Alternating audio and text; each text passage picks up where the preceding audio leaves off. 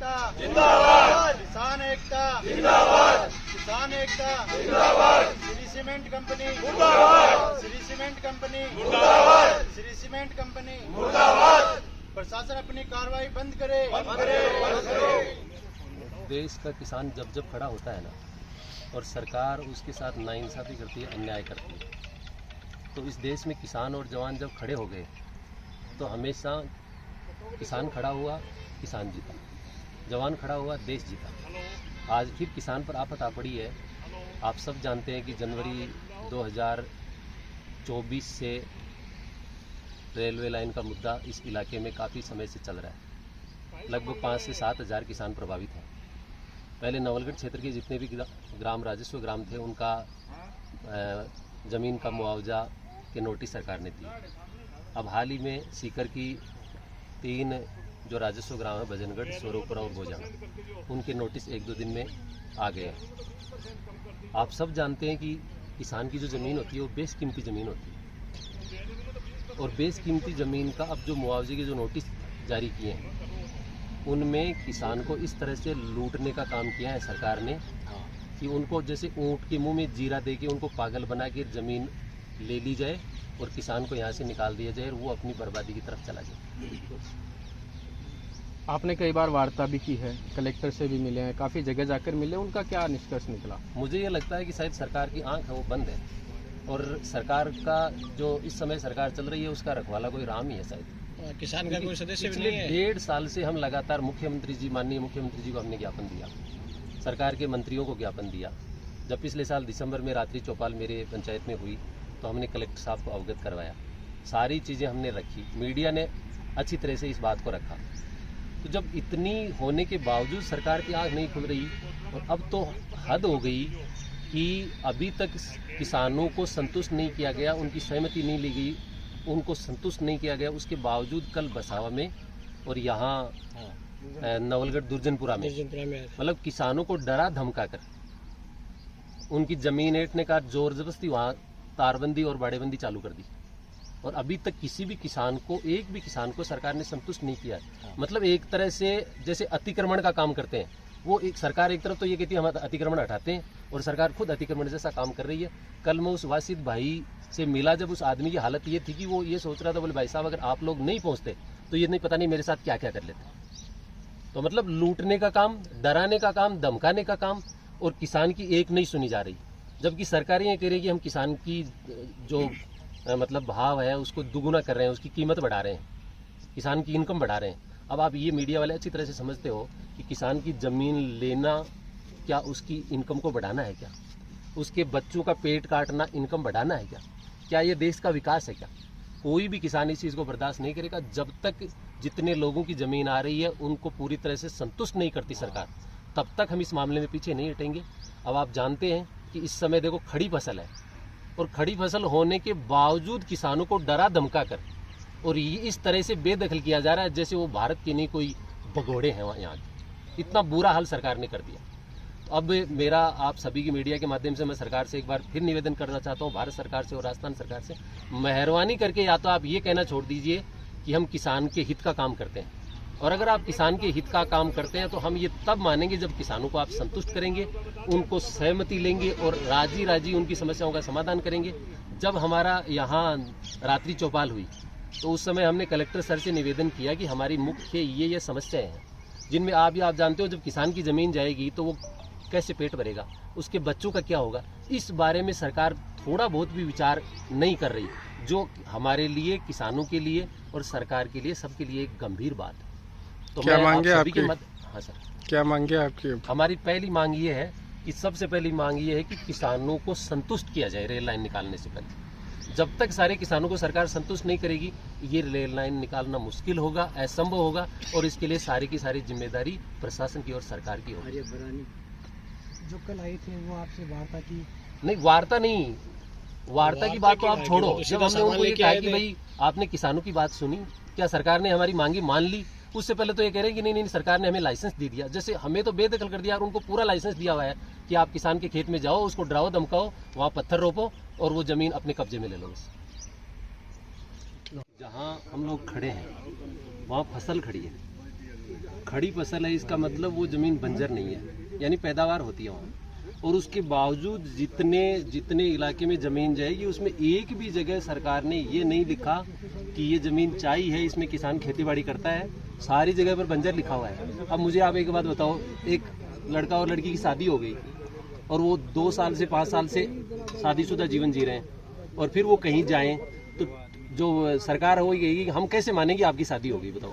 मतलब ज़मीन सिंचित है और उसके बावजूद उसको बंजर बना रखा है। तो ये कहीं न कहीं सरकार की और कंपनी की साजिश है कि सरकार और कंपनी ये चाहती है कि इस तरीके से हम किसानों को लूट सकते हैं, बर्बाद कर सकते हैं। इस तरीके के कई हथकंडे हैं। इसके अलावा जो मुआवजा राशि के जो नोटिस आए हैं उसमें मैं आपको ये साबित करूंगा कि किसी किसान की मान लो 4 बीघा ज़मीन जा रही है, किसी किसान की 5 बीघा ज़मीन जा रही है। आप इतना जानते हैं कि 4 बीघा का और 5 बीघा का भाव बराबर होगा क्या? जबकि उसमें पैसे का भी फर्क नहीं आया। यानी अपनी मनमर्जी से उन्होंने सारा का सारा सेट कर दिया। बस इनको एक ही काम है कि कंपनी को मालामाल बना दें और कंपनी अपने को मालामाल बना दे, किसान जाए भाड़ में। लेकिन मैं आपके माध्यम से ये बताना चाहता हूँ कि मैं सरकार से फिर निवेदन कर रहा हूँ कि मेहरबानी करके आप किसान को तो बख्शिए कम से कम, कहीं ऐसा नहीं हो जाए। देखो मैं आपको बताना चाहता हूँ, इधर आप देखिए, ये खसरा है, उसमें ज़मीन जा रही है 0.60। उसका जो मुआवजा राशि निर्धारित की है वो 1,37,507 की है। फिर दूसरा जो खसरा है, जबकि ये एक ही राजस्व गांव के 2 खसरे हैं, उसमें जो ज़मीन जा रही है वो 0.529 जा रही है और उसमें भी जो मुआवजा राशि है वो 1,37,509 है। अब मुझे ये बताओ कि ये साफ साफ गड़बड़ नहीं है क्या है? ये तो मैंने एक चीज़ बताई आपको, ये तो केवल एक ही भजनगढ़ में एक ही कचरे में मिल गए। ऐसे कचरे 1100 या 1200 है।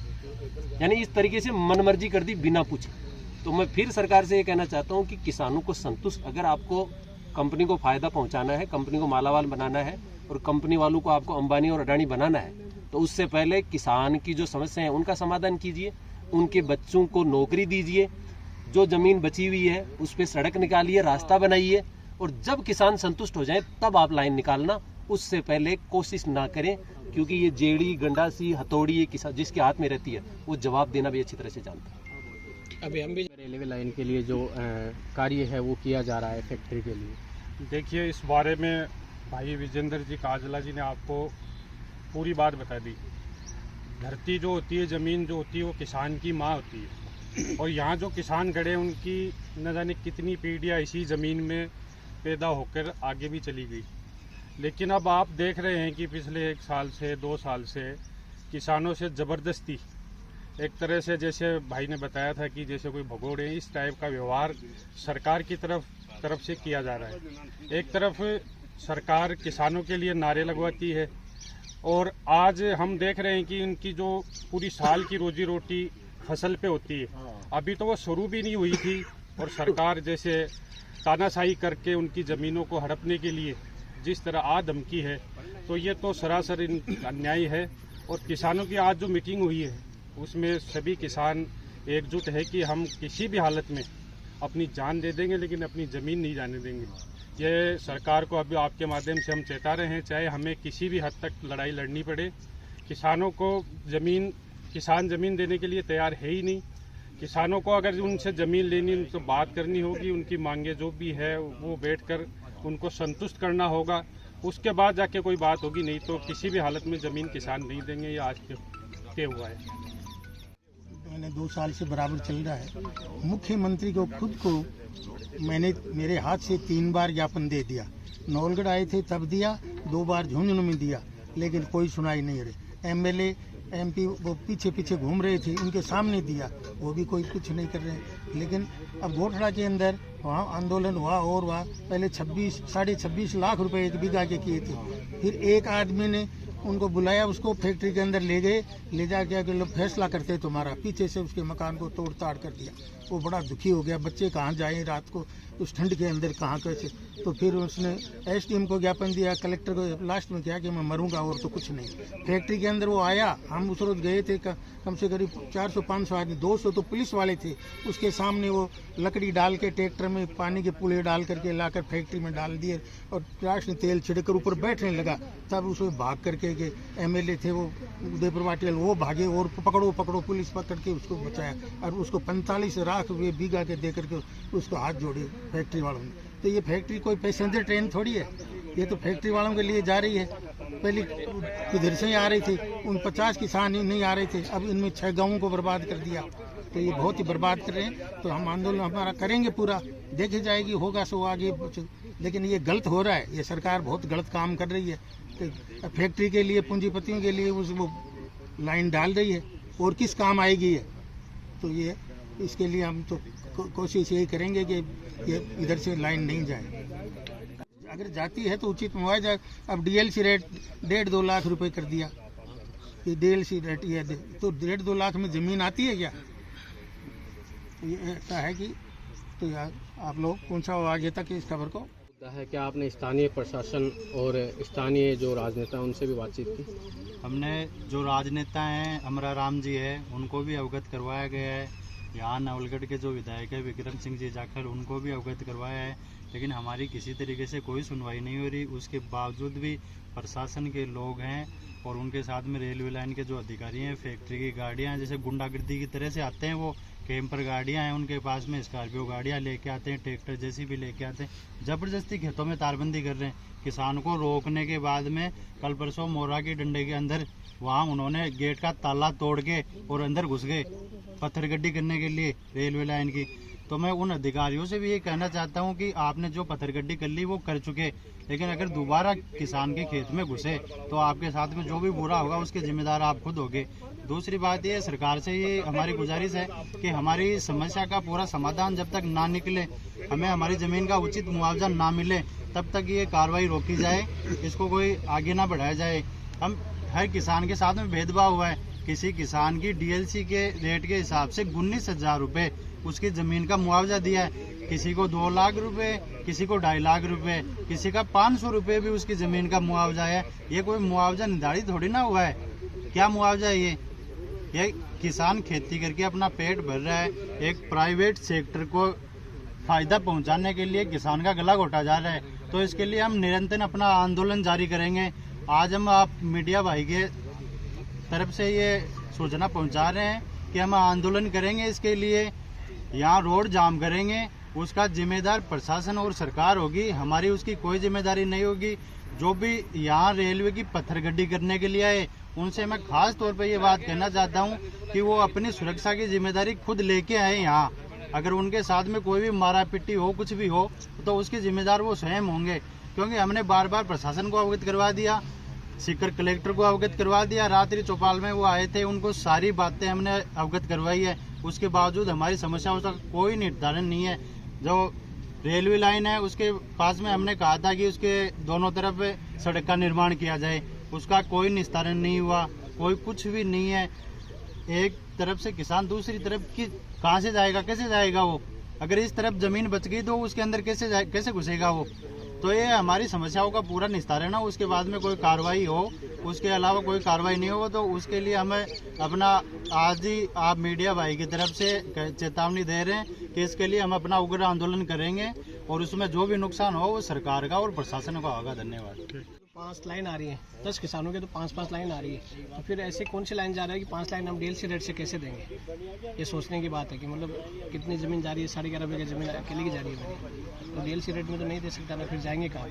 हमारा घर का रास्ता भी बंद हो रहा है। और ये रेलवे लाइन वाले जब सर्वे किया था तो किसी किसान की मौजूदगी में सर्वे नहीं किया।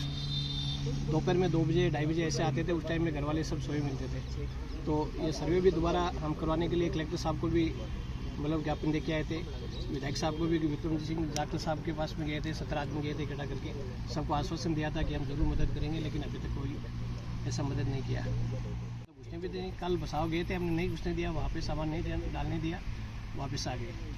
फिर एक जगह पे ऐसी जगह पड़ी थी, उसमें ट्रॉली गुलाल के आ गए, मतलब किसी को खबर भी नहीं किया कि ऐसे ही सामान डाल दिया। और निजी कंपनी जो सीमेंट कंपनी है उनके लिए निकल रही है, तो फिर जो किसानों की जो ज़मीन है वो 12 नहीं, और उनका भाव ये कैसे? वो तो कॉमर्शियल और इनका भाव 12 नहीं, ये दोगलापन है। ये तो ये किसी भी कीमत पे मंजूर नहीं है।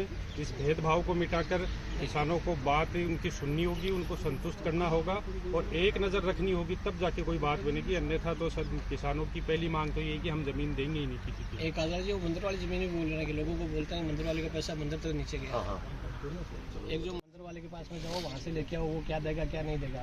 तो जब किसान का 30-40 साल 100 साल से कब्जा है, उसका 30-40 पे वो 1000 साल से कब्जा है, हमारे बाप दादा थे, उनके बाप दादा थे, तो आज वो मंदिर की कैसे बन गई। हम जब जन्मे तब से उससे कास्ट कर रहे हैं, तो वो मंदिर वाला भी सरकार सोचे, या फैक्ट्री वाले सोचे, या जो रेलवे लाइन डाले हैं उसका भी मुआवजा बराबर मिले, किसी के साथ में भेदभाव न हो।